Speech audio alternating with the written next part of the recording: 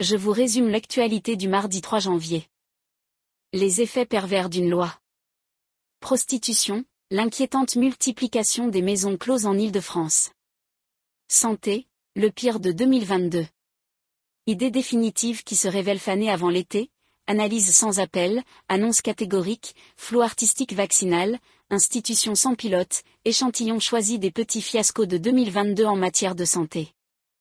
Guerre en Ukraine en direct, Kiev annonce la tenue d'un sommet avec l'Union européenne le 3 février. Cette réunion dans la capitale du pays a pour but de discuter du soutien financier et militaire européen à l'Ukraine. Les clients attendaient leur tour sur le trottoir, une maison close démantelée à Pierrefitte-sur-Seine. À la une ce mardi 3 janvier. L'enterrement de Pelé, l'hommage aux 3 Kurdes tués à Paris, la réforme des retraites de retour à Matignon. Toute l'actu du jour. Quel prénom devrait être le plus donné en 2023 dans l'Hexagone? Claire Tabarly-Perrin, co-autrice de Décès à 80 ans du... Il a notamment coiffé les actrices Sophie Marceau, Mireille, États-Unis, un jeune homme inculpé pour avoir attaqué des policiers à la machette à New York. Les Anglais ont l'Irlande, les Américains les armes. Nous, on a les retraites. Édouard Philippe souhaite bonne chance à Elisabeth Borne. L'ancien Premier ministre ne cache pas son pessimisme à l'orée de cette réforme annoncée par l'exécutif.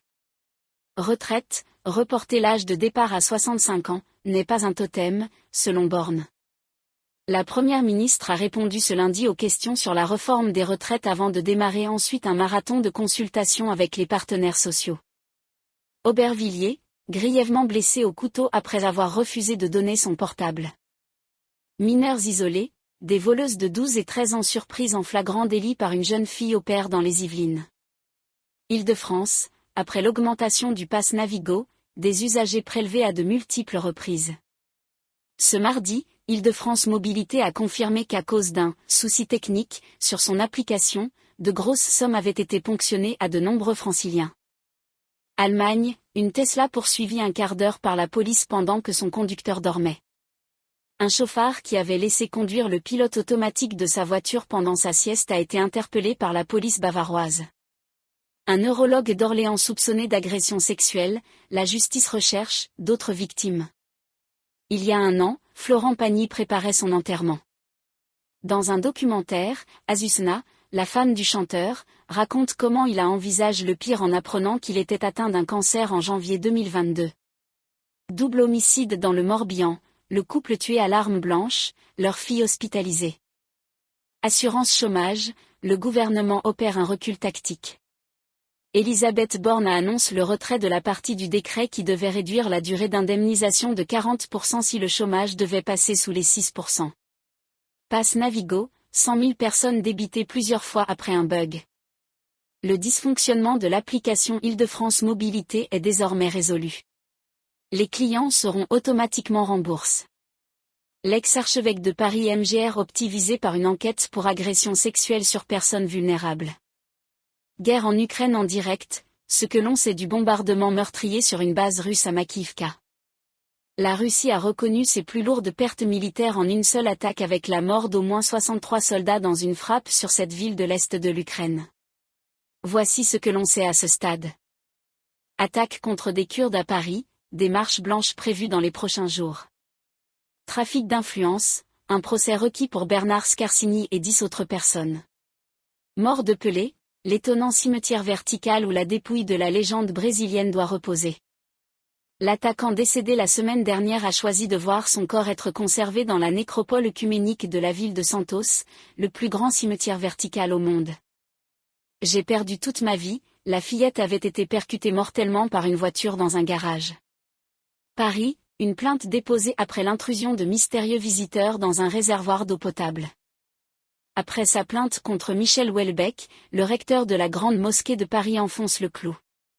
Chemedine Hafiz justifie la procédure lancée à l'encontre du romancier, pour provocation à la haine contre les musulmans, après ses propos dans la revue Front Populaire de Michel Onfray. Avec la fin du cash, aucune banque n'a été braquée au Danemark en 2022. Intrusion violente au CHU de Nantes, prison ferme pour 3 personnes. Vigile blessé au fusil à pompe en Essonne, détention provisoire requise contre le tireur et sa compagne. Pour le 7 janvier, Charlie Hebdo caricature le guide suprême iranien.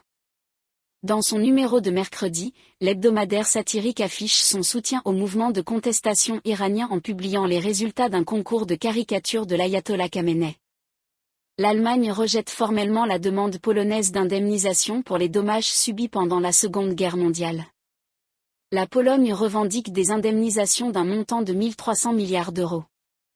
La diplomatie polonaise a porté l'affaire devant l'Organisation des Nations Unies, mardi, demandant à ses hauts représentants leur coopération et soutien. Le sarcasme populaire. L'acteur marocain mort à l'âge de 86 ans à kurde tué à Paris, une cérémonie sous le signe de la justice. Reportage.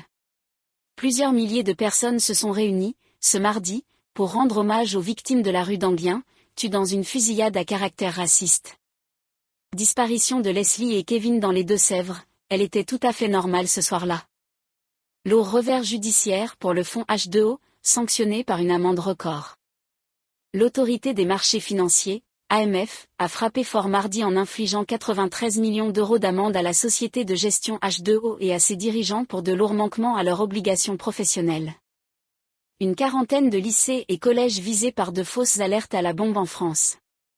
Faillite de FTX, le patron Sam Bankman-Fried plaide non coupable. Metz, un ado de 17 ans trouve la mort en manipulant un mortier d'artifice. La visite d'un ministre israélien sur l'esplanade des mosquées ravive les tensions. L'esplanade des mosquées à Jérusalem-Est est un lieu saint au cœur des tensions israélo-palestiniennes. Le passage de Ben Gvir a donc fait polémique. Pour ne rien manquer de l'actualité quotidienne, abonnez-vous à ma chaîne.